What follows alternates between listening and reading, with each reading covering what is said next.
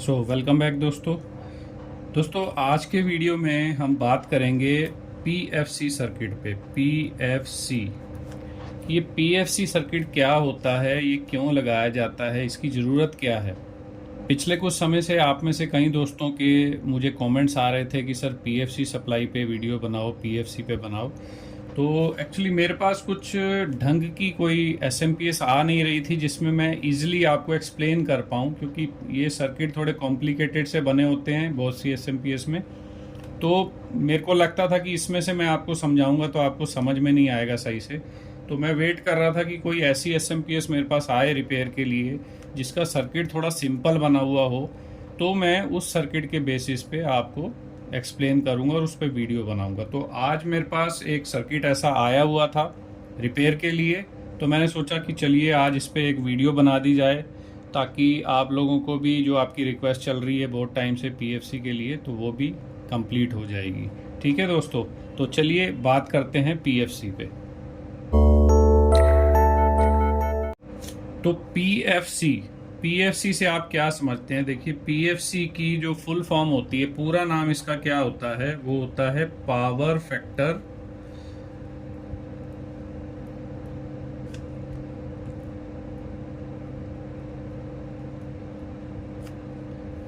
Factor correction. ये उसका पूरा नाम है पीएफसी। अब ये पावर फैक्टर करेक्शन क्या होता है? वैसे अगर आप इसको थ्योरी में समझने जाओगे तो आपको बहुत डिफ़िकल्ट टर्म्स मिलेंगी उसमें, कि वोल्टेज वेव है, ये करंट वेव है, वोल्टेज वेव करंट वेव से आगे पीछे हो जाती है, तो क्या होता है, पावर हमें पूरी नहीं मिलती है, लेकिन कंजम्पशन हमारी पूरी गिनी जाती है। लेकिन वो सब बातें मुझे लगता है आपके काम की है नहीं, क्योंकि मेरे भी कभी काम आई नहीं है वो।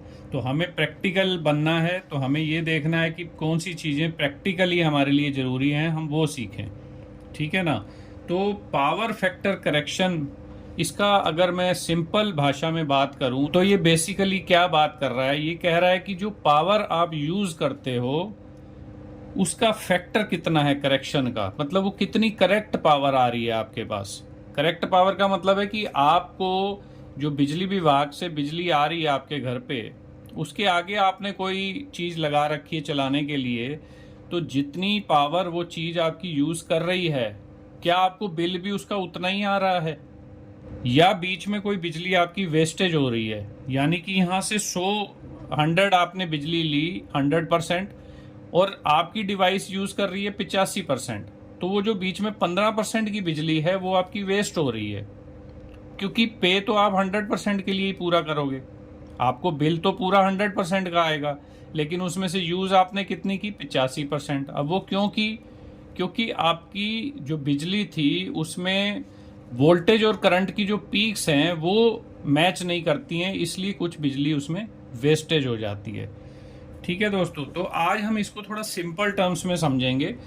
मैं काफ़ी समय से आपको एसएमपीएस के बारे में बता रहा हूं, तो पहले मैं बात करता हूं कि एक जो नॉर्मल एसएमपीएस होता है, जैसे ये एक एसएमपीएस बोर्ड है मेरे पास, ठीक है ना, ये एक बेसिक एसएमपीएस बोर्ड है। आप देखेंगे इसमें इस तरह से, इस तरफ से इसमें इनपुट सप्लाई जा रही है, यहाँ पर ये पीडब्ल्यूएम आईसी लगी है इसमें, और ये आपका ट्रांसफार्मर में स्विचिंग होगी और ये आउटपुट यहाँ से आपको मिल जाएगी।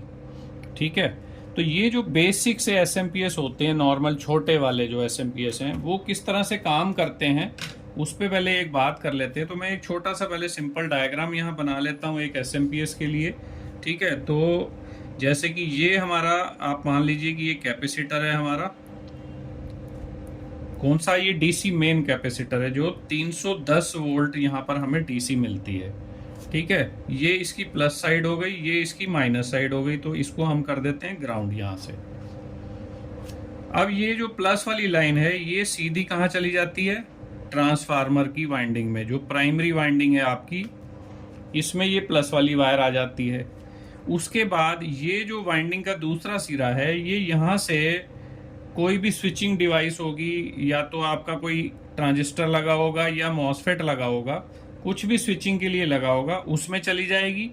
और वहां से इसका दूसरा जो सिरा है, यहाँ से बीच में एक लो वैल्यू की रेजिस्टेंस लगा के इसको कर देते हैं ग्राउंड। और ये जो आपका ट्रांजिस्टर या मॉसफेट है, इसको चलाने के लिए यहाँ पर एक पीडब्ल्यूएम कंट्रोलर लगा होता है। जैसे हमारी ये जो बोर्ड है इसमें ये PWM आईसी लगी हुई है, इसमें PWM कंट्रोलर आईसी। तो वैसे ही यहाँ पर ये एक PWM कंट्रोलर लगा है। ये क्या करता है, ये इस मॉसफेट या ट्रांजिस्टर जो भी है इसके गेट को या बेस को इसको ड्राइव करता है। तो ये इसको ऑन करेगा, ऑफ करेगा, ऑन करेगा, ऑफ करेगा। तो उससे क्या होगा कि ये जो ग्राउंड लाइन है ये यहाँ से इस कॉइल में जाती है और पॉजिटिव तो इसको पहले से ही आ रही है, तो यहाँ पर मैग्नेटिक फील्ड बनती है।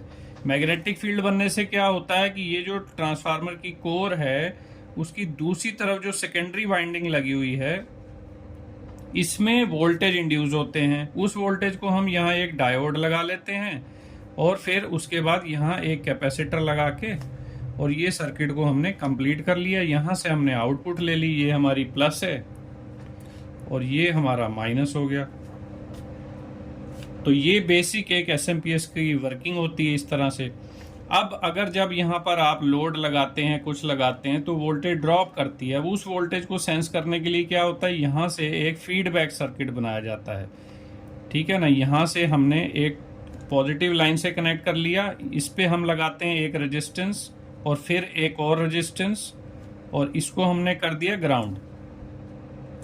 यहाँ बीच वाला पॉइंट ये वोल्टेज डिवाइडर बन गया। यहाँ से हमने इसको क्या लगा ली, यहाँ पर TL431 हमने यहाँ लगा दिया और इसकी एक साइड को हमने कर दिया ग्राउंड और जो दूसरी साइड है इसको हमने यहाँ ले लिया। यहाँ पर हमने क्या लगाया, एक ऑप्टो कपलर लगा लिया। ये हमारा ऑप्टो कपलर हो गया। ठीक है, इसकी एक साइड ये TL431 से कनेक्ट हो जाएगी और ये जो दूसरी साइड है इसकी ये एक रेजिस्टेंस के थ्रू ये पॉजिटिव लाइन से ही कनेक्ट हो जाएगी। तो ये आपका ऑप्टो कपलर हो गया। आप जो भी यहाँ वोल्टेज आएगी उसके हिसाब से TL431 ऑन ऑफ होगा और ये ऑप्टो कपलर को ऑन या ऑफ करेगा। और उसके ऑन या ऑफ होने से क्या होगा, उसके अंदर जो लगा ट्रांजिस्टर है वो ट्रांजिस्टर क्या करेगा, ये एक तरफ से तो ये ग्राउंड कर दिया ट्रांजिस्टर को और दूसरी तरफ से जो ट्रांजिस्टर की लाइन है इसको हमने क्या किया, ये PWM कंट्रोलर को हमने यहां से दे दिए, यहां कनेक्ट कर दिया। ये क्या जा रहा है, अब ये फीडबैक जा रहा है आपका, फीडबैक। ये पॉइंट क्या हो गया, ये फीडबैक का पॉइंट है आपका। और ये क्या है, ये ड्राइव पल्स आती है यहां से। ठीक है, तो इस तरह से ये जो PWM कंट्रोलर है इसको पता चलता है कि इस तरफ वोल्टेज कितनी कम ज्यादा हो रही है, उसके हिसाब से इसको फीडबैक आता है। फीडबैक जब इसको मिलता है तो उसके हिसाब से ये क्या करता है, अपनी ये जो ड्राइव पल्स है इसकी ड्यूटी साइकिल को कम या ज्यादा करता है। यानी कि ट्रांजिस्टर को कितनी देर तक ऑन रखना है। अगर वोल्टेज वहां पर ज्यादा नहीं चाहिए तो ये बिल्कुल थोड़ी देर के लिए ऑन रखेगा और ज्यादा देर ऑफ रखेगा उसको हर पल्स के अंदर। मतलब एक पल्स अगर बन रही है, जैसे ये पल्स है, तो ये थोड़ी देर के लिए इसने ऑन किया और फिर ये बंद कर दिया। फिर अगली पल्स यहाँ से शुरू हुई तो फिर से थोड़ी देर के लिए ऑन किया, फिर बंद कर दिया। तो ये इसको थोड़ी सी वोल्टेज जब यहाँ चाहिए, आपने कोई लोड नहीं लगाया हुआ, तो इस तरह से ये बिहेव करता है, ये ड्राइव सिग्नल इसका। लेकिन जब आप यहाँ पर लोड लगाते हो तो लोड लगाने से क्या होता है कि मान लीजिए कि ये एसएमपीएस अगर आपकी 2 एम्पियर की है और आपने आधा एम्पियर का लोड लगाया है इस पे, तो क्या होगा कि ये जो ड्यूटी साइकिल है, ये जब यहाँ आप लोड लगाओगे, चाहे आपने आधा एम्पियर का लगाया, तो कुछ वोल्टेज यहाँ ड्रॉप करेंगे। तो जैसे ही वोल्टेज ड्रॉप करेंगे ये फीडबैक सेक्शन इमीडिएटली यहाँ पर इंफॉर्मेशन भेज देगा कि वोल्टेज ड्रॉप हुए हैं। और ये क्या करेगा, ये ड्यूटी साइकिल को बढ़ाएगा अपनी। तो कैसे बढ़ाएगा, यहाँ पर जो ये पहले इसने इतनी रखी हुई थी ड्यूटी साइकिल, यहाँ तक बढ़ा रहा था, अब इसको थोड़ा सा ज़्यादा बढ़ा देगा और फिर ये ऑफ हो जाएगा। फिर अगली पल्स में फिर वही करेगा, थोड़ा ज़्यादा करेगा और फिर बंद कर देगा। तो ये क्या फ़र्क दिख रहा है आपको कि ऑन टाइम जो है ये बढ़ गया है यहाँ पर। तो ये ड्यूटी साइकिल को बढ़ाकर ये इसकी वोल्टेज को पूरा करेगा। आप जैसे जैसे लोड बढ़ाते जाएंगे ये ड्यूटी साइकिल अपनी जो है इसको और ज्यादा करता जाएगा और ऑफ टाइम कम हो जाएगा। तो इस तरह से ये PWM कंट्रोलर जो है, ये जो आपका लोड है इसकी वोल्टेज को रेगुलेट करता है। तो इसको क्या बोलते हैं, लोड रेगुलेशन। ठीक है, लेकिन प्रॉब्लम क्या होती है कि ये एसएमपीएस में आपको यहाँ 310 वोल्ट मिल रहे हैं, तो उससे जो मैग्नेटिक फील्ड यहाँ बन रही है करंट ड्यूटी साइकिल पे, जो मैग्नेटिक फील्ड आपकी 310 वोल्ट पे बन रही है, उसी के बेसिस पे आपके आउटपुट वोल्टेज बन रहे हैं। अगर ये वोल्टेज आपकी ड्रॉप हो जाए, अगर ये 310 से ड्रॉप होकर 250 हो जाएगी, तो यहाँ मैग्नेटिक फील्ड कम बनेगी। तो जब मैग्नेटिक फील्ड कम बनेगी तो आउटपुट की साइड पे वोल्टेज भी कम बनेगी। तो जब वोल्टेज यहाँ कम हो जाएगी तो फिर से फीडबैक आएगा, इसको ड्यूटी साइकिल बढ़ाने के लिए बोलेगा वो। ये और अपना ड्यूटी साइकिल बढ़ाएगा ताकि वोल्टेज कम वोल्टेज पे भी पूरे मिल जाएं आपको। लेकिन ये जो PWM IC है दोस्तों, इसकी एक लिमिट है ड्यूटी साइकिल बढ़ाने की। ये अनलिमिटेड नहीं है कि ये जितना भी आप करते जाए वो ड्यूटी साइकिल बढ़ाता जाएगा, ऐसा नहीं होता है। इसकी एक लिमिट है ड्यूटी साइकिल बढ़ाने की। जब वो लिमिट इसकी आ जाएगी उसके बाद अगर कुछ भी इसमें लोड बढ़ता है या वोल्टेज पीछे से ज़्यादा ड्रॉप होते हैं, ये वोल्टेज को पूरा नहीं कर पाएगा, क्योंकि उसके बाद वो ड्यूटी साइकिल नहीं बढ़ा सकता है। और तो जब ऐसा होगा तब क्या होगा, ये इसमें ओवरलोड प्रोटेक्शन सर्किट इसका एक्टिवेट हो जाएगा। आपकी SMPS bar bar on off होने लगेगी, क्योंकि ये IC रीबूट मोड में चला जाएगा, बार बार रीस्टार्ट होगा ये IC, क्योंकि उसको फॉल्ट डिटेक्ट हो जाएगा कि मैं पूरी ड्यूटी साइकिल पे भी स्विच कर रहा हूँ, उसके बाद भी आउटपुट पे वोल्टेज नहीं आ रहे हैं सही। तो इसका मतलब या तो आउटपुट पे आपके लोड ज़्यादा लगा हुआ है, वो ये समझेगा। लेकिन असली फॉल्ट क्या हुआ कि हमने लोड ज़्यादा नहीं लगा रखा है, लेकिन हमारी वोल्टेज जो इनपुट वोल्टेज है वही ड्रॉप हो गई है ज़्यादा। तो अब ये IC उसको पूरा नहीं कर पा रहा है, वो अपनी मैक्सिमम ड्यूटी साइकिल पे भी आपको पूरी आउटपुट नहीं दे पा रहा है यहाँ पर। तो अब ऐसे केसेस को हैंडल करने के लिए, जहाँ पर आपने बहुत सी SMPS में देखा होगा कि वो 85 वोल्ट से लेके और 250 वोल्ट तक काम करती हैं। अब ये एक SMPS है, ये अगर 220 वोल्ट पे काम करती है, अगर मैं इसको किसी ऐसी जगह ले जाऊं, मैं इसको अमेरिका ले जाऊं और वहां पर वोल्टेज होती है 120 वोल्ट, तो जब मैं इस SMPS को 110 वोल्ट पे कनेक्ट करूंगा तो ये मेरे को आउटपुट नहीं दे पाएगी प्रॉपर। क्यों नहीं दे पाएगी? क्योंकि इसकी वोल्टेज पीछे कम हो जाएगी। जो इसको 310 वोल्ट चाहिए चलने के लिए, वो वोल्टेज इसके आधे हो जाएंगे, इसको 150 155 वोल्ट मिलेंगे उस केस में। तो 155 वोल्ट पे ये उतनी मैग्नेटिक फील्ड यहाँ बना ही नहीं पाएगा। तो जब मैग्नेटिक फील्ड नहीं बनेगी तो IC अपनी ड्यूटी साइकिल को फुल पे ले जाएगा। फुल ड्यूटी साइकिल होने के बाद भी अगर वोल्टेज यहाँ नहीं आएंगे तो IC आपका रीस्टार्ट मोड, रीबूट मोड में चला जाएगा। तो ये SMPS आपकी काम करना बंद कर देगी। तो ऐसे केसेस से निपटने के लिए, अब ये जो छोटे SMPS है ना, ये तो 85 वोल्ट से लेके 200-250 वोल्ट तक चलते हैं, उनको डिजाइन इसी तरीके से किया जाता है। ये जो IC है इसकी इतनी कैपेसिटी होती है कि ये 85 वोल्ट मिलने पर भी उसकी ड्यूटी साइकिल इतनी बढ़ा सकता है वो, कि आपको वो आउटपुट पे वोल्टेज प्रॉपर दे पाए। ठीक है ना। लेकिन ये तो छोटी SMPS है, 1 एम्पियर 2 एम्पियर 3 एम्पियर की। लेकिन जहाँ पर आपको ज़्यादा करंट चाहिए होता है, जैसे ये SMPS है एक, देखिए हाफ ब्रिज SMPS है ये, ठीक है ना। जहाँ इस तरह की SMPS आप यूज़ करते हैं जिसमें करंट ज़्यादा है, ये 10 एम्पियर 20 एम्पियर 30 एम्पियर 50 एम्पियर तक आपको करंट दे सकती है। तो जब इतना हाई करंट होता है तो IC आपकी उसको मैनेज नहीं कर पाती है कि आप पीछे से वोल्टेज भी ड्रॉप कर दो और आगे लोड भी पूरा लगा दो। तो दोनों साइड को वो एक साथ मैनेज नहीं कर पाती है। वो IC ये कह रही है कि या तो मेरे से लोड मैनेज करा लो, भाई तुमने लोड यहाँ पर 20 एम्पियर 30 एम्पियर लगा दिया, तो जो वोल्टेज ड्रॉप हो रही है मैं अपनी ड्यूटी साइकिल बढ़ा के उसको पूरा कर दूंगी। लेकिन उसके साथ साथ अगर आप पीछे से वोल्टेज भी ड्रॉप करते जा रहे हो तो फिर उसकी उतनी कैपेसिटी नहीं है कि वो आउटपुट की वोल्टेज को पूरा रख पाए, कम वोल्टेज के ऊपर भी, कम इनपुट वोल्टेज के ऊपर भी। तो ये जो SMPS होती हैं हाफ ब्रिज, इस तरह की आपने बहुत देखी होंगी, इनके अंदर इस मुश्किल से निपटने के लिए यहाँ एक स्विच लगा रखा होता है।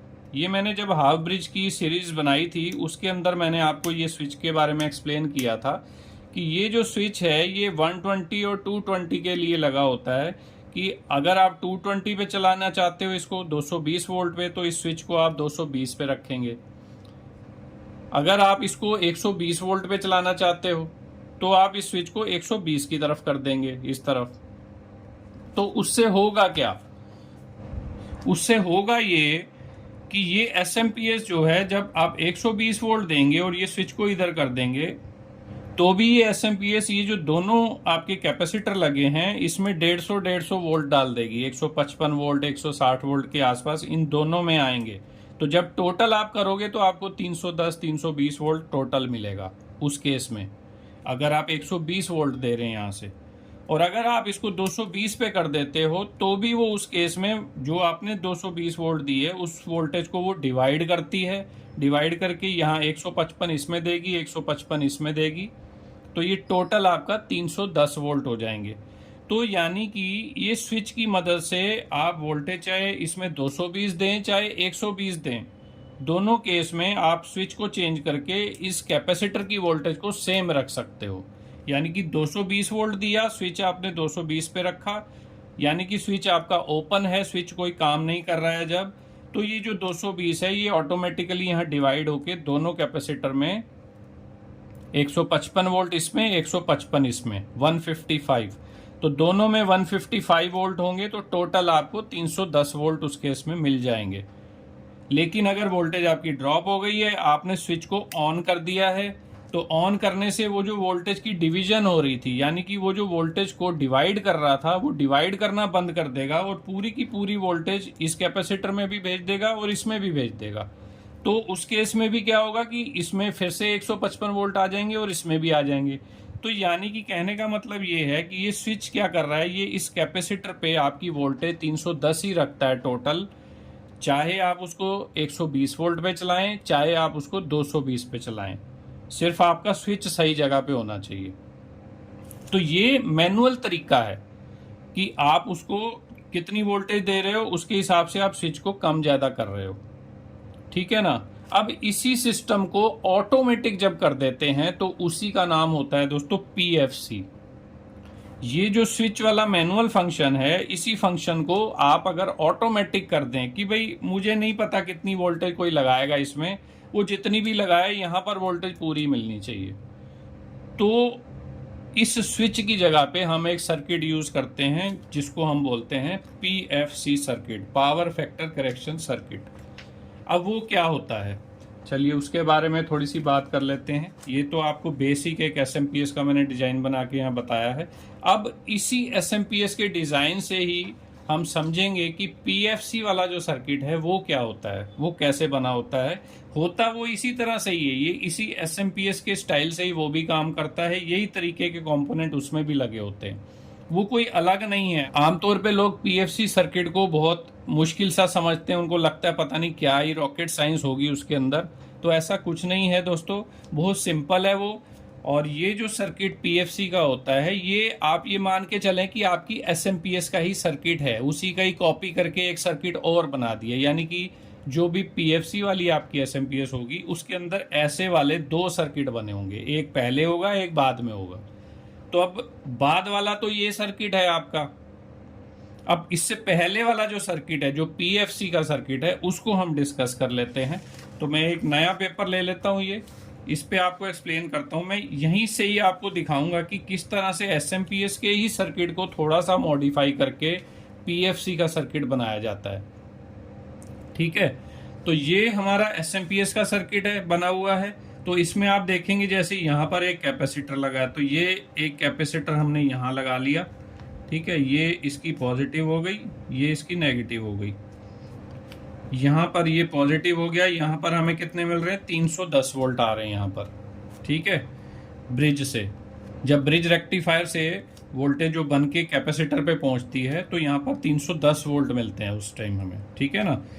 अब यही लाइन जो आगे जाती है, जैसे ये इसमें जा रही है, ठीक है। अब इस वाले जो एसएमपीएस का सर्किट है, इसमें मैं एक चीज आपको बताना भूल गया कि ये जो पॉइंट है जहां से ये वाइंडिंग की ये वाली साइड इससे जुड़ी होती है आपके मॉसफेट या ट्रांजिस्टर से, इस पॉइंट पे यहाँ पर एक स्नबर सर्किट भी होता है। ये एक डायोड यहाँ लगा होता है और उसके बाद क्या होता है, यहाँ पर एक लगाया होता है कैपेसिटर और इसके साथ में यहाँ पर एक रेजिस्टेंस लगी होती है। तो इस स्नबर सेक्शन का काम क्या है वो मैंने ऑलरेडी आपको बहुत सारी वीडियोस में बताया हुआ है कि जब जब ये आपका मॉसफेट ऑन होता है तो ग्राउंड लाइन जो है वो आपकी इसमें आती है, पॉजिटिव इसको यहीं से आ रही है, तो यहाँ पर क्या होगा, मैग्नेटिक फील्ड बनेगी। तो जब वो मैग्नेटिक फील्ड बनेगी उसके बाद क्या होगा कि ये स्विच ऑफ हो जाएगा। जैसे ये ऑफ होगा तो ये ग्राउंड लाइन कट जाएगी, अब ये सर्किट इनकम्प्लीट हो गया। तो उस समय ये जो मैग्नेटिक फील्ड इसमें बनी हुई है वो कोलैप्स करती है। तो जब मैग्नेटिक फील्ड किसी इंडक्टर में से कोलैप्स करती है तो उस टाइम क्या होता है कि आपने जितनी वोल्टेज उसको दी थी उसके अपोजिट उतनी ही वोल्टेज और बना देता है वो। तो यानी कि हमने कितनी दी है, हमने 310 वोल्ट दी थी इसको, तो 310 वोल्ट का ये पॉजिटिव साइड थी और ये नेगेटिव साइड है। तो जब ये स्विच ऑफ होगा उस टाइम ये जो मैग्नेटिक फील्ड इसमें बनी थी वो सिकुड़ेगी, वो कोलैप्स करेगी।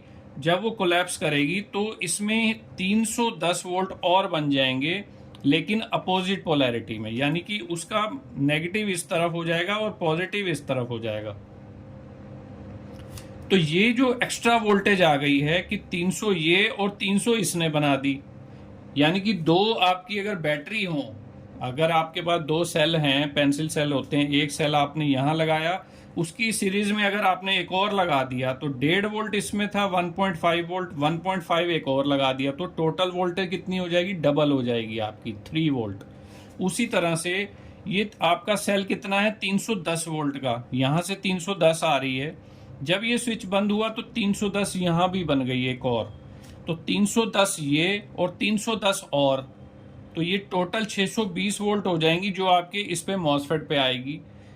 तो उस वोल्टेज, वो जो एक्स्ट्रा वोल्टेज बनी है उसको खत्म करने के लिए ये स्नबर सर्किट लगाया जाता है कि जैसे ये पोलैरिटी चेंज होगी, पॉजिटिव यहाँ आएगा तो ये प्लस वाली जो वोल्टेज है ये इस डायोड से होती हुई इस कैपेसिटर को चार्ज कर देगी।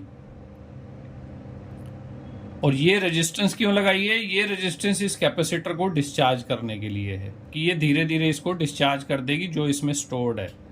ठीक है दोस्तों, तो ये इसका स्नबर सर्किट का काम है। अब इसी स्नबर सर्किट को ही पीएफसी में यूज किया जाता है। ठीक है, अब मैं आगे का आपको बता देता हूं कि ये हमने ये बना लिया इस तरह से।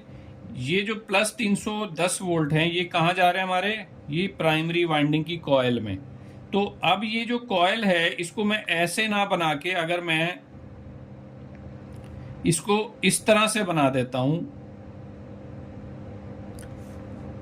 ये हमारी प्राइमरी वाइंडिंग की कॉइल है, ये कॉइल है, इसको मैंने कॉइल को सिर्फ सीधा कर दिए, इधर बना दिया है वही कॉइल वो। अब उस कॉइल के साथ में हमने क्या लगाया हुआ था, यहाँ पर मॉसफेट या ट्रांजिस्टर। तो उसी तरह से यहाँ भी इस पॉइंट पे, इसके इस पॉइंट पे लगाया ना ये ट्रांजिस्टर और मॉसफेट, तो इसके भी हम इसी साइड पे यहाँ पर क्या करेंगे, एक लगा देंगे यहाँ ट्रांजिस्टर या मॉसफेट जो भी होगा। ठीक है, और इसकी दूसरी साइड को हम एक ये लो वैल्यू रेजिस्टेंस, इसको करंट सेंस रजिस्टर बोलते हैं, और इसको हमने कर दिया ग्राउंड यहाँ से। ठीक है, और इसी की तरह ही इसके पीछे भी एक PWM कंट्रोलर होता है, तो यहाँ पर भी कंट्रोलर चाहिए हमें, ये जो ट्रांजिस्टर को ऑपरेट करेगा। तो यहाँ पर क्या लगा होता है, यहाँ भी एक PWM कंट्रोलर लगा होता है, लेकिन उसका नाम क्या होता है, PFC कंट्रोलर। और ये PFC कंट्रोलर इसको ड्राइव देता है यहाँ से। जैसे ये PWM कंट्रोलर यहाँ देता है SMPS में, वैसे ये PFC कंट्रोलर भी यहाँ देता है इसको ड्राइव। ठीक है, अब ये उसके बाद यहाँ क्या लगा हुआ है आप देखेंगे इस पॉइंट पे, जिसपे ये आपकी वाइंडिंग और आपका ये ट्रांजिस्टर या मॉसफेट कनेक्ट है, यहाँ पर आपका एक ये स्नबर का डायोड लगा है। तो वो कौन सा पॉइंट है, ये वाला पॉइंट। तो इस पॉइंट पे हमने क्या किया, एक डायोड लगा दिया। इसके आगे यहाँ पर एक कैपेसिटर लगा है, तो इसके आगे हमने एक कैपेसिटर भी लगा दिया। और इस कैपेसिटर को यहाँ पर आप देखेंगे, ये कैपेसिटर जो है कहाँ जा रहा है, आपको लग रहा होगा कि ये पॉजिटिव के साथ कनेक्टेड है, ये लेकिन ये पॉजिटिव नहीं है, क्योंकि जिस समय ये कैपेसिटर चार्ज हो रहा है पॉजिटिव साइड ये है और ये नेगेटिव है। तो ये पॉजिटिव चार्ज इसको यहाँ से मिलेगा और नेगेटिव इधर से मिलेगा। तो ये हमारा कैपेसिटर यहाँ पर हमने इसको ग्राउंड के साथ जोड़ दिया। ठीक है, तो ये ऑलमोस्ट सारा सेम सर्किट है। अब यहाँ पर एक रेजिस्टेंस लगी हुई है, वो रेजिस्टेंस हमने यहाँ नहीं लगाई है। ठीक है, उसको मैं बाद में बताता हूँ कि क्यों नहीं लगाई ये रेजिस्टेंस हमने। तो अब ये हो गया इसके साथ। उसके बाद अब आगे इस सर्किट में देखिए क्या हो रहा है, यहाँ पर ये आउटपुट मिल रही है इसको, तो ये आउटपुट जो हमें यहाँ पर मिल रही है, हमारा ये वाला आउटपुट का सर्किट बन गया। जो स्नबर था उसी को हमने आउटपुट सर्किट में कन्वर्ट कर लिया है। तो आउटपुट कितनी आ रही है कितनी नहीं आ रही वो हमें कैसे पता चलेगा? उसके लिए यहाँ से एक फीडबैक नेटवर्क लगेगा। अब इसमें कोई ऑप्टो कपलर नहीं लगता क्योंकि ये पूरा का पूरा सर्किट प्राइमरी साइड में ही होता है, तो ऑप्टो कपलर की हमें वहाँ जरूरत नहीं होती है। ऑप्टो कपलर कहाँ लगाते हैं? जब प्राइमरी और सेकेंडरी के बीच में कोई सिग्नल इधर से उधर भेजना हो, यानी कि लो वोल्टेज साइड से आपको हाई वोल्टेज साइड पे भेजना है। लेकिन ये तो पूरा सर्किट हाई वोल्टेज साइड पे ही बना होता है, तो यहाँ आपको कोई ऑप्टो कपलर नहीं चाहिए, हम डायरेक्ट फीडबैक देते हैं। तो यहाँ से ये जो आउटपुट वोल्टेज यहाँ आ रही है, यहाँ से हम क्या करेंगे, एक हमने रेजिस्टेंस लगाई यहाँ पर और एक रेजिस्टेंस और लगाई और इसको कर दिया ग्राउंड। ये क्या बन गया? Voltage divider. कैसे? जैसे ये इधर बनाया था हमने, ये पॉजिटिव से लिया, एक रेजिस्टेंस लगाई, दूसरी लगाई और ग्राउंड कर दिया, और बीच में से हमने रेफरेंस वोल्टेज लेके TL431 को दी थी। लेकिन इसमें कोई TL431 नहीं लगता है। जो PFC कंट्रोलर होता है वो सीधा ही ये फीडबैक जो सिग्नल है उसको एक्सेप्ट कर लेता है। तो यहाँ से PFC कंट्रोलर को हम सिग्नल दे देते हैं, किसका? फीडबैक का। तो ये फीडबैक जो है ये PFC कंट्रोलर पे आ गया, जिससे इसको ये पता चलता रहता है कि यहाँ वोल्टेज कितनी बन रही है आउटपुट साइड पे। उसके साथ साथ PFC कंट्रोलर को ये भी जानना जरूरी होता है कि मुझे पीछे से वोल्टेज कितनी आ रही है, यानी कि इनपुट कितनी वोल्टेज आ रही है और आउटपुट कितनी आ रही है। तो ये दोनों चीज़ों की इंफॉर्मेशन उसको चाहिए। तो इससे ये जो पॉइंट है, यहाँ से फिर से एक रेजिस्टेंस लगाई जाती है और एक दूसरी रेजिस्टेंस फिर से लगा के इसको भी ग्राउंड कर देते हैं। ये कैपेसिटर का आपका ग्राउंड पॉइंट है, ठीक है ना। तो ये ग्राउंड करके यहाँ भी एक फीडबैक वाला हमने डिवाइडर बना दिया, वोल्टेज डिवाइडर इनपुट वोल्टेज का, कि पीछे से वोल्टेज आ कितनी रही है। तो ये जितनी भी वोल्टेज आ रही है इसको हमने यहाँ से डिवाइड करके इस PFC को हमने यहाँ पर सिग्नल दे दिया। ये क्या है? Input feedback, input voltage feedback. और ये क्या है? आउटपुट वोल्टेज का फीडबैक। ये इसको यहाँ पर आ रहा है और यहाँ से इन दोनों की वोल्टेज के हिसाब से वो कैलकुलेशन करके आपको ड्राइव सिग्नल यहाँ से दे रहा है, जिससे ये जो आपका ट्रांजिस्टर या मॉसफेट है वो कितनी ड्यूटी साइकिल पे स्विच करेगा, इस वाइंडिंग में मैग्नेटिक फील्ड बनाएगा, ताकि हमें आउटपुट उसके हिसाब से प्रॉपर मिलती रहे। अब ये आपका जो सर्किट है, आप इसमें देखेंगे कि बिल्कुल SMPS की तरह का ही सर्किट ये बना हुआ है। इसमें अगर कोई चेंज आपको लगता है तो आप मुझे बताएं। कोई फर्क नहीं है, ऑलमोस्ट 100% सेम है। सिर्फ एक ही इसमें फ़र्क होता है कि जो SMPS होती है उसके ट्रांसफार्मर में एक से ज़्यादा वाइंडिंग होती हैं, यानी कि एक प्राइमरी एक सेकेंडरी, किसी में 2 सेकेंडरी, किसी में 3 सेकेंडरी। तो SMPS में ये प्राइमरी वाइंडिंग के अलावा और भी वाइंडिंग्स हो सकती हैं, उसमें सेकेंडरी वाइंडिंग कई हो सकती हैं, ऑक्सिलरी वाइंडिंग हो सकती है। लेकिन PFC में आपको ये वाइंडिंग्स नहीं मिलती हैं। यहाँ पर एक ही कॉइल है इसके अंदर, जिसके अंदर इसको मैग्नेटिक फील्ड बनाना और कोलैप्स करना है। ठीक है दोस्तों, तो अब ये PFC सर्किट काम कैसे करता है वो बहुत सिंपल है। अगर आपने ये स्नबर वाला फंडा समझा हुआ है, वही फंडा यहाँ यूज़ होता है। ठीक है, अब ये कर क्या रहा है? अब PFC वाले केस में क्या होता है कि यहाँ पर ये जो हमने इनपुट पे कैपेसिटर यहाँ दिखाया है, यहाँ पर कोई कैपेसिटर नहीं लगाया होता है, ये सीधा ब्रिज से ही वोल्टेज आ रही है।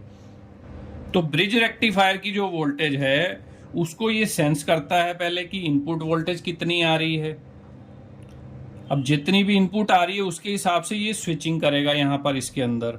जब इसमें स्विच करेगा तो क्या होगा कि ये ट्रांजिस्टर या मॉसफेट आपका ऑन होगा। जब ये ऑन होगा तो ये यहाँ से ग्राउंड लाइन जो है यहाँ भेज देगा। पॉजिटिव इसको इधर से मिल ही रही है, ग्राउंड इधर से आएगी, तो क्या होगा, यहाँ पर एक शॉर्ट सर्किट होगा। बहुत ही स्प्लिट सेकंड के लिए होता है, उससे आपका फ्यूज़ वगैरह नहीं उड़ता है, लेकिन वो इसको शॉर्ट करता है। लाइन को शॉर्ट करने से क्या होता है कि ये जो करंट फ्लो होता है इस कॉइल के अंदर, उससे इसमें मैग्नेटिक फील्ड बन जाती है।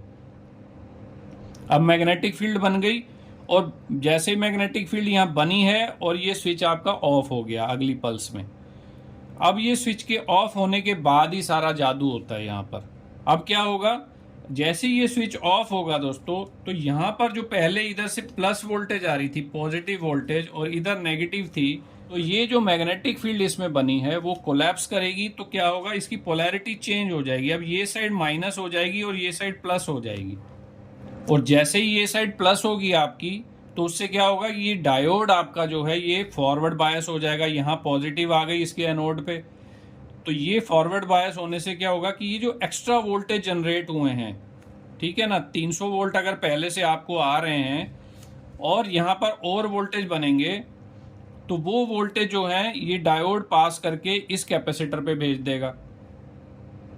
अब आपका एक सेल यहाँ पहले से लगा हुआ था, ये जो पीछे से वोल्टेज आ रहे थे, उसके बाद ये इंडक्टर खुद सेल बन गया जब ये ऑफ होगा ट्रांजिस्टर, तो यहाँ एक सेल और आपने लगा दिया सीरीज में, तो अब ये डबल हो गया। अब ये डबल वोल्टेज आपको देगा, यानी कि अगर पीछे से 300 आ रहे थे, हालांकि 300 नहीं आ रहे होते क्योंकि आपने कैपेसिटर तो अभी लगाया नहीं है वहां पे, ठीक है ना, तो जितने भी आ रहे हैं वो उसको वोल्टेज को बढ़ाएगा, यानी कि ये बूस्ट कर देगा उस वोल्टेज को, और वो बढ़ी हुई वोल्टेज जो है इस कैपेसिटर पे आ जाएगी और ये कैपेसिटर चार्ज हो जाएगा उससे।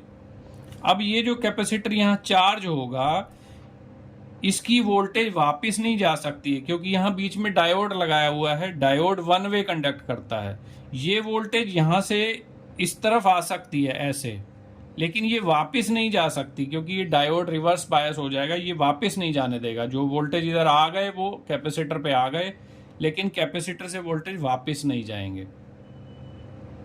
अब यहाँ पर वोल्टेज आ गए, मान लेते हैं हम फॉर एग्जांपल कि पीछे से अगर हमें 310 वोल्ट आ रहे थे इसमें, ठीक है, तो ये पीएफसी क्या करेगा, यहाँ पर एक कैलकुलेशन है जो साइंटिफिकली कैलकुलेशन कर रखी गई है कि इस पॉइंट पे अगर हम 390 वोल्ट बना दें, 380 से 390 वोल्ट यहाँ पर बनाए जाते हैं, तो हमारी जो एसएमपीएस है वो सही परफॉर्म करती है उस वोल्टेज पे।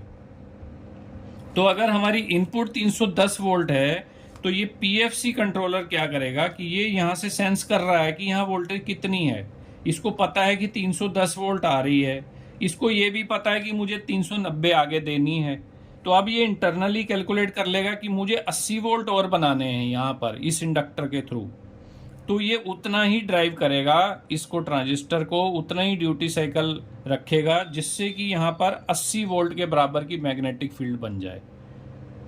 तो जैसे ये मैग्नेटिक फील्ड बना के कोलैप्स करेगा, 310 पीछे से मिल रहे हैं, यहाँ पर 80 वोल्ट और मिल जाएंगे आपको। ये एक सेल में पहले पीछे से 310 आ रहे थे, अब 80 वोल्ट इसमें इंडक्टर से बन जाएंगे, तो 390 वोल्ट जो है वो इस कैपेसिटर पे आके स्टोर हो जाएंगे आपके लिए।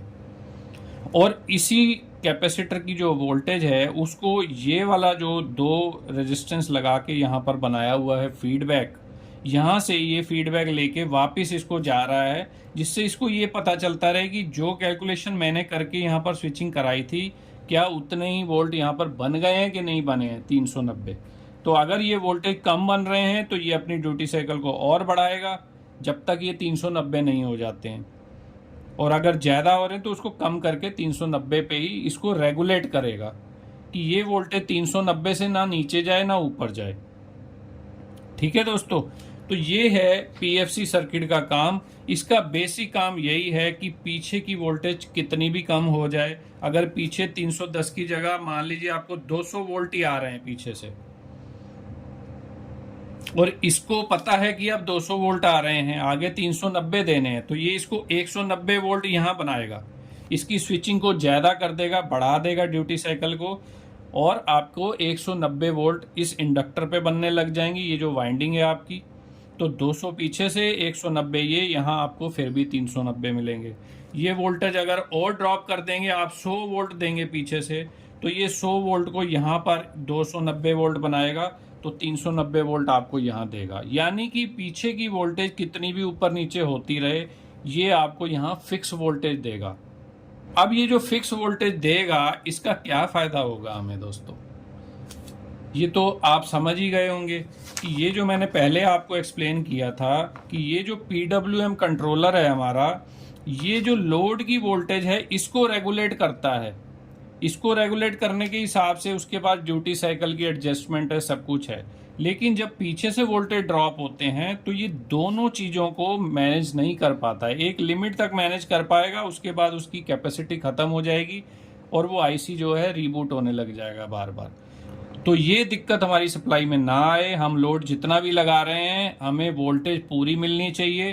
पीछे की वोल्टेज कम ज़्यादा हो रही है तो भी हमें वोल्टेज पूरी मिलनी चाहिए। उसके लिए क्या करते हैं कि अब ये जो दो सर्किट बन गए हमारे पास, एक ये पीएफसी का सर्किट और एक ये एसएमपीएस का। अब ये जो यहाँ पर आउटपुट पॉइंट आ गया हमारे पास, ये जो कैपेसिटर, अब ये कैपेसिटर कौन सा हो गया, ये। तो अब ये लाइन जो हमारी जा रही है दोनों, ये हमारी जा रही है एसएमपीएस को आगे। ये पॉजिटिव हो गई, ये नेगेटिव हो गई, और ये हमें यहाँ देगा 390 वोल्ट। और ये दोनों पॉइंट आपके यहाँ आ जाएंगे, यहाँ आपको फिक्स 390 वोल्ट मिलने लगेंगे एसएमपीएस पे। और उससे क्या होगा कि आपकी जो पीडब्ल्यूएम आईसी है, इसकी चिंता इसकी ख़त्म हो जाएगी कि मेरे को पीछे से भी वोल्टेज कम ज़्यादा होंगे। अब वो नहीं होंगे, वो काम, ये जो पीछे की वोल्टेज को रेगुलेट करने का काम है वो इसने संभाल लिया पीएफसी सर्किट ने। तो ये डेडिकेटेड सर्किट इस हिस्से के लिए लगा दिया और ये डेडिकेटेड सर्किट इस हिस्से के लिए लगा दिया। यानी कि लोड को कंट्रोल करेगा ये पीडब्ल्यूएम आईसी और इनपुट साइड की वोल्टेज को कंट्रोल करेगा ये पीएफसी। तो इससे क्या होगा दोस्तों कि हमारी जो एसएमपीएस है उसकी एफिशिएंसी अच्छी हो जाएगी, बहुत बढ़िया हो जाएगी, और सप्लाई में हमारे कोई दिक्कत नहीं आएगी। अब इनपुट वोल्टेज कम ज़्यादा हो उसको पीएफसी वाला जो कंट्रोलर है वो देखेगा, और आउटपुट वोल्टेज कम ज़्यादा हो तो उसको हमारा पीडब्ल्यूएम कंट्रोलर देखेगा। तो दोनों कामों के लिए हमने अलग अलग कंट्रोलर लगा दिए हैं, वो अलग अलग काम करेंगे। तो ये बेसिकली दोस्तों पीएफसी का सर्किट है। तो उम्मीद करता हूँ कि आप अच्छे से समझ गए होंगे। अब कई दोस्त मेरे ये पूछेंगे कि सर अगर पीएफसी सर्किट हमारा ख़राब हो जाए तो भी क्या हमारी एसएमपीएस चलेगी? तो देखिए उसमें दो चीज़ें होती हैं। बहुत से पीएफसी कंट्रोलर आपको मिलेंगे जो अलग अलग होते हैं। अलग अलग का मतलब कि इंटरकनेक्टेड नहीं होते, इंडिपेंडेंट कंट्रोलर्स होते हैं। यानी कि एक ये पीएफसी कंट्रोलर है, इसका काम है इनपुट लाइन को चेक करना, उसकी वोल्टेज को चेक करना, करंट को चेक करना, और दूसरी तरफ से आउटपुट वोल्टेज और आउटपुट करंट को चेक करना।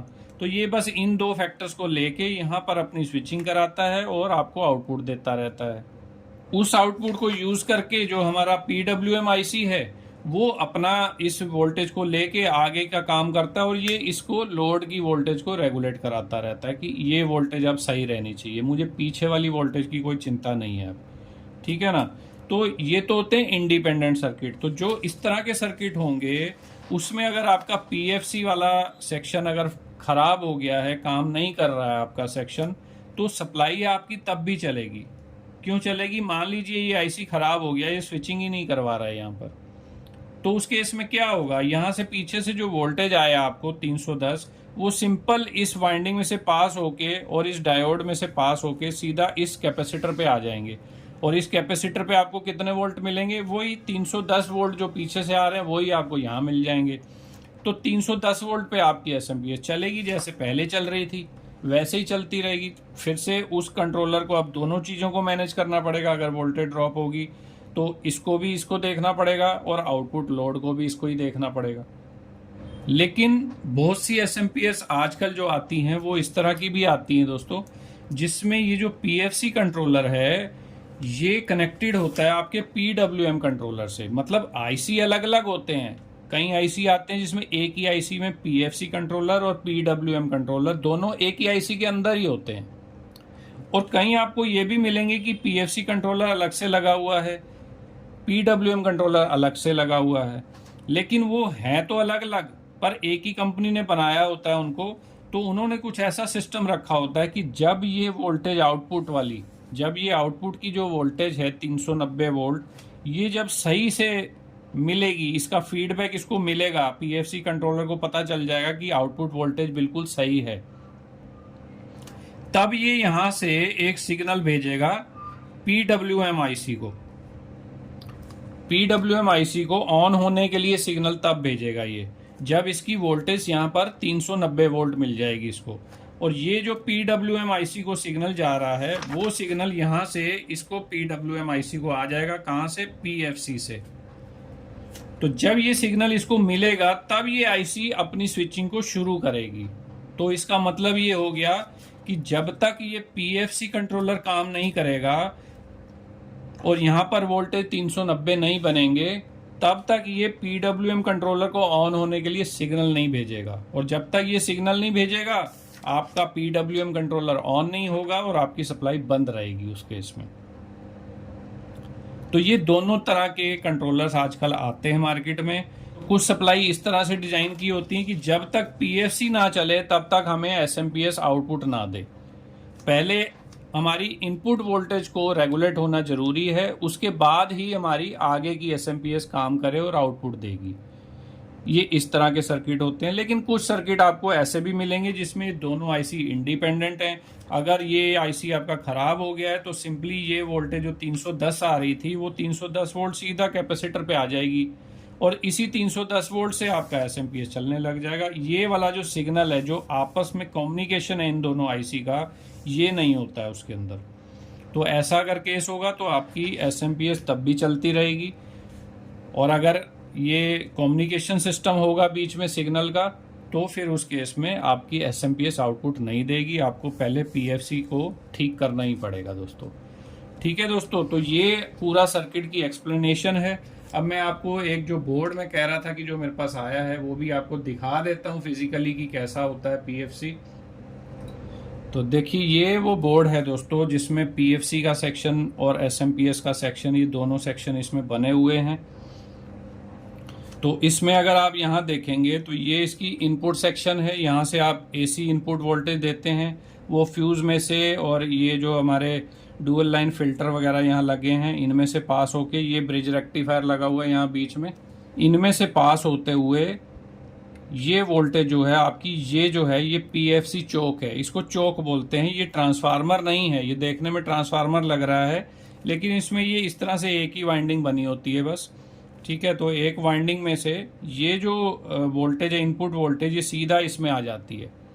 जैसे इसमें आपको दिखाया, ये वोल्टेज सीधा यहाँ आ गई और यहाँ से ये निकल के फिर एक डायोड में से पास होके इस कैपेसिटर को चार्ज करती है। तो ये डायोड में से पास होके ये कैपेसिटर को करती है। अब ये कहाँ पर है, इसकी बैक साइड में आपको दिखेगा। ये हमारा ब्रिज रेक्टिफायर है, ये इसकी पॉजिटिव सप्लाई है। ठीक है, अब ये हमारा पीएफसी कंट्रोलर आईसी है और ये हमारा पीडब्ल्यूएम कंट्रोलर आईसी है।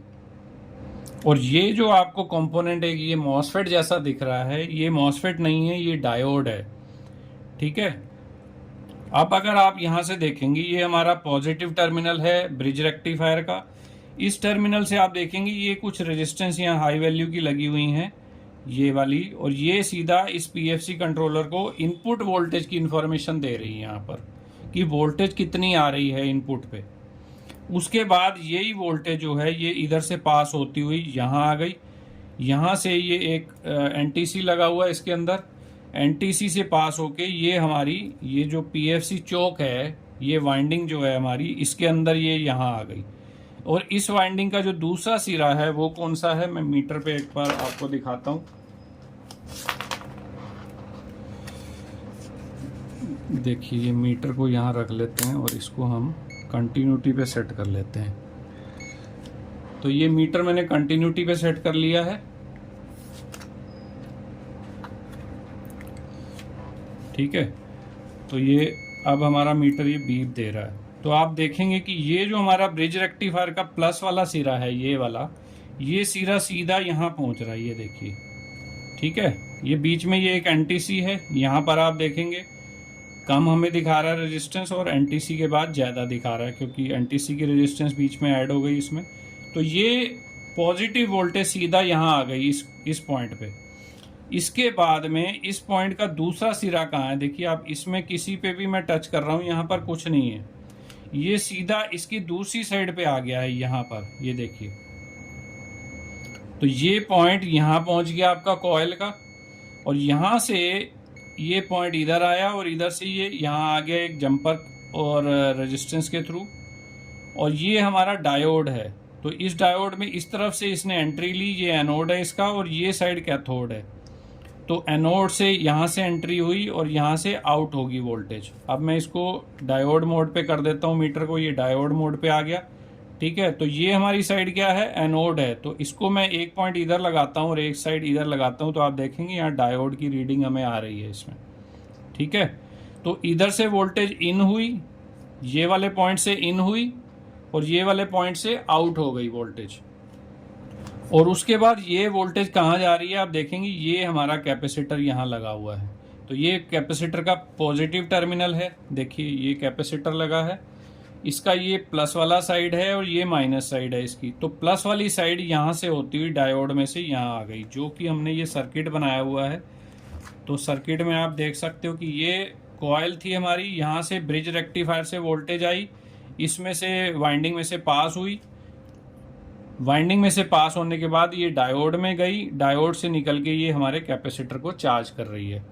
उसके बाद ये बीच में यहाँ आ जाता है हमारा ट्रांजिस्टर या मॉसफेट। तो ये जो पॉइंट है हमारा, जहाँ पर हमारा ये डायोड और वाइंडिंग मिल रहे हैं, यानी कि वो ये वाला पॉइंट है। ठीक है, इसको अगर हम दूसरी साइड पे देखेंगे यहाँ पर, तो यहाँ हमें दिखेगा कि यहाँ एक मॉसफेट ये लगा हुआ है और ये मॉसफेट इसको स्विचिंग करवाता है और स्विचिंग से इस वाइंडिंग के अंदर में मैग्नेटिक फील्ड बनती है और फिर वो मैग्नेटिक फील्ड जो है वो इस डायोड से पास होके ये कैपेसिटर को चार्ज करती है। और यहीं से ये जो कैपेसिटर पे जो आउटपुट वोल्टेज आ रही है यहाँ पर, यहाँ से आप देखेंगे ये रजिस्टर का नेटवर्क एक बना हुआ है। ये दो लाइन जा रही है यहाँ से, देखिए एक लाइन ये जा रही है और एक लाइन ये जा रही है। ये दोनों लाइनें यहाँ से होती हुई ये इस आईसी पे आ रही हैं और ये आईसी क्या कर रही है, ये आउटपुट वोल्टेज को सेंस कर रही है कि वोल्टेज कितनी मिल रही है यहाँ आउटपुट पे, उसको ये सेंस करा रहा है। ये इसका फीडबैक नेटवर्क है, ये आउटपुट वोल्टेज का फीडबैक है और इस तरफ से ये इनपुट वोल्टेज का फीडबैक है। तो ये दोनों फीडबैक ये आईसी को मिलते हैं, जिससे कि आईसी को पता चलता है कि मुझे कितनी स्विचिंग करानी है और आउटपुट पे वोल्टेज सही आ गए हैं कि नहीं आ गए, वो भी ये इस फीडबैक के थ्रू चेक करती है दोस्तों। तो ये इस PWM सेक्शन का काम है। उसके बाद यहाँ पर वोल्टेज आ गए, तो अब ये आगे का ये जो सर्किट है, अब इसको तो आप वही नॉर्मल SMPS का सर्किट समझ लो कि ये आपका DC मेन कैपेसिटर है।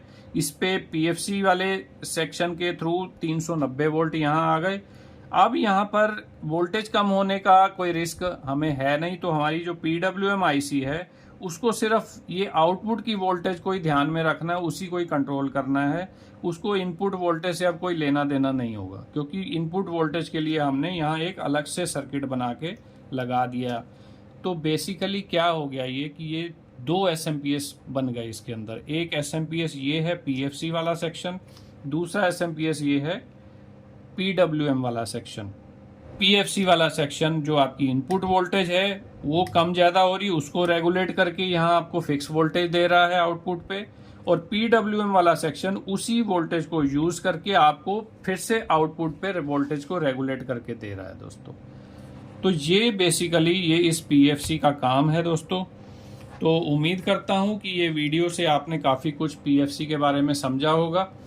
अगर आपका कोई सवाल हो इसके ऊपर तो आप मेरे को कमेंट में लिखें, मैं आपको रिप्लाई कर दूंगा दोस्तों। और वीडियो आपको अच्छी लगी है तो आप इसको लाइक करें, और चैनल सब्सक्राइब नहीं किया है तो चैनल भी सब्सक्राइब कर लें, क्योंकि अभी PFC के ऊपर और वीडियोस आपको आगे मिलेंगी, जिससे आपका सारा जो इसमें डाउट होगा कुछ भी होगा वो क्लियर हो जाएगा धीरे धीरे। ठीक है दोस्तों, तो मैं मिलता हूँ आपको अगले वीडियो में, तब तक के लिए नमस्कार दोस्तों।